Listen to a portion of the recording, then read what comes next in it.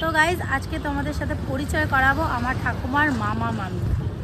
এই যে দেখো, এটা আমার ঠাকুমার মামা, এটা মামি তো দেখছো, বহু বছর পর এসছে আমাদের বাড়িতে, তো বলবে সব নিয়মগুলো।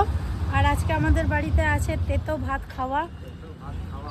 কিরে কিছু বলছিস? দেখতেই পেলে। বলো তোমাদের বাড়ি কোথায়, বলো বলো। হাতমপুর। হাতমপুর কোন জায়গা?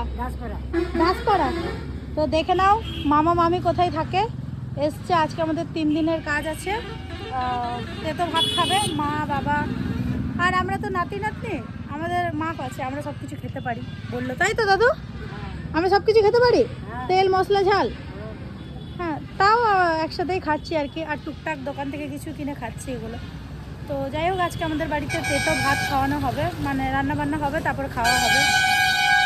শেয়ার করবো তোমাদের সাথে ভাবছি, ঠিক আছে?